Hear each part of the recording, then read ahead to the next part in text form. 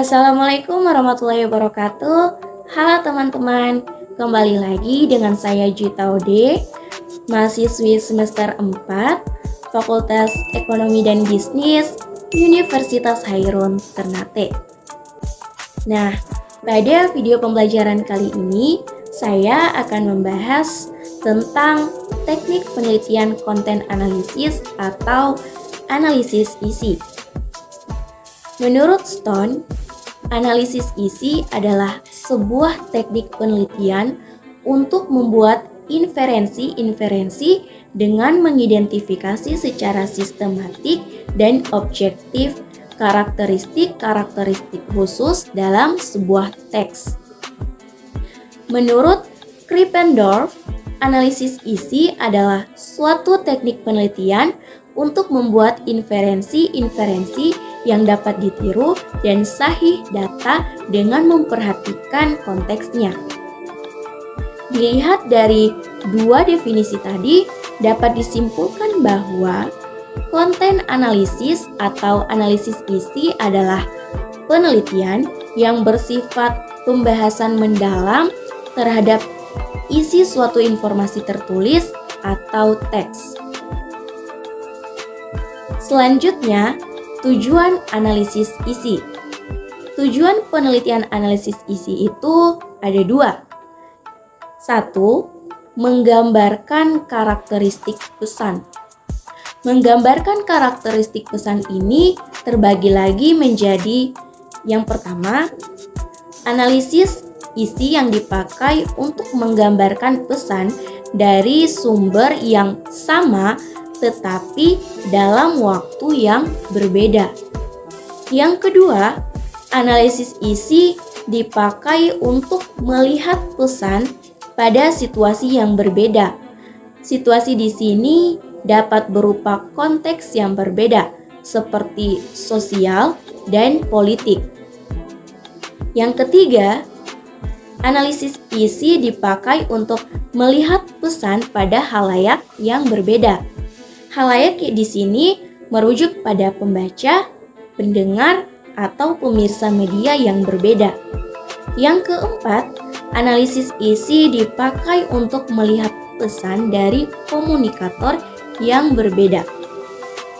Tujuan yang kedua, menarik kesimpulan penyebab dari suatu pesan. Analisis isi tidak hanya dapat dipakai untuk melihat gambaran suatu pesan.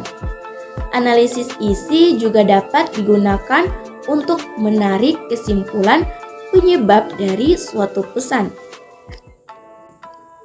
Dalam analisis isi, yang menjadi fokus di sini tidak deskripsi dari pesan itu, tetapi menjawab pertanyaan mengapa atau apa penyebab pesan itu muncul.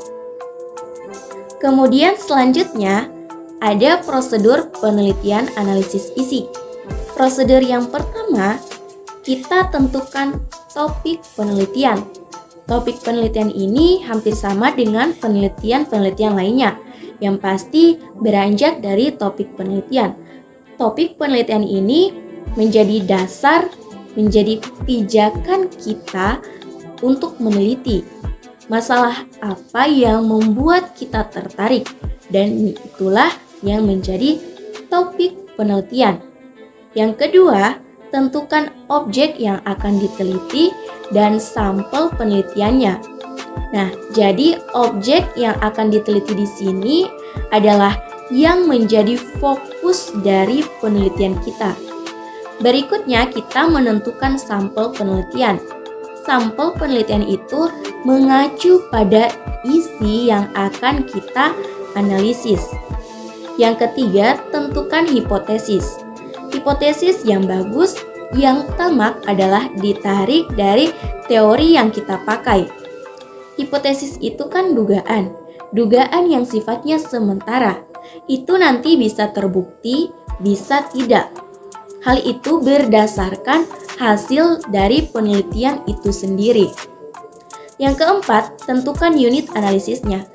Nah, unit analisis ini terkait dengan sampel yang tadi yang sudah kita tentukan. Sampel yang tadi sudah kita tentukan itu akan menjadi unit analisis kita. Yang kelima, analisis secara kualitatif dan atau kuantitatif tiap variabel dan nilainya. Penelitian analisis isi bisa dilakukan dari dua pendekatan itu, dari pendekatan kualitatif atau dari pendekatan kuantitatif. Yang keenam, melakukan penyimpulan terhadap analisis yang sudah kita lakukan. Jadi, kesimpulan itu merupakan interpretasi dari data penelitian yang sudah ditemukan, yang sudah dituliskan, dan yang sudah diuraikan. Kemudian, jenis analisis isi.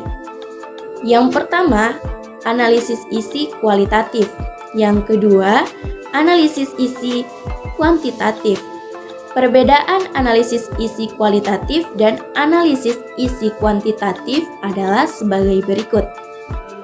Analisis kualitatif adalah untuk meneliti dokumen berupa teks, gambar, dan simbol untuk memahami budaya konteks sosial tertentu. Metode analisis lebih integratif dan konseptual. Sedangkan analisis isi kuantitatif prinsipnya sangat objektivitas, diukur dari penyusunan kategorisasi. Metodenya sangat sistematis, dimulai dari unit analisis hingga pembuatan kategori dan operasional hingga hitungan dilakukan untuk menemukan frekuensi pesan-pesan atau sasaran penelitian. Penelitian analisis isi kualitatif ini bersifat sistematis dan analitis, sehingga mampu mengidentifikasi pesan-pesan tersembunyi atau latent message dalam sebuah teks. Nah, sebaliknya, analisis isi kuantitatif sangat bersifat kaku, terpaut pada angka-angka, sehingga hanya mampu mengetahui atau mengidentifikasi manifest message atau pesan-pesan yang tampak dari sebuah penelitian. Jadi, metode penelitian analisis isi ini merupakan sebuah metode penelitian yang sudah tua, yang sudah lama, dan awalnya bergerak pada penelitian komunikasi.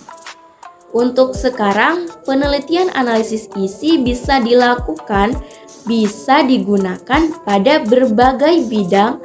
Oleh sebab itu, penelitian analisis isi ini cukup populer digunakan di dalam penelitian. Demikian yang dapat saya sampaikan. Jika ada kekeliruan, teman-teman bisa sampaikan di kolom komentar. Wassalamualaikum warahmatullahi wabarakatuh.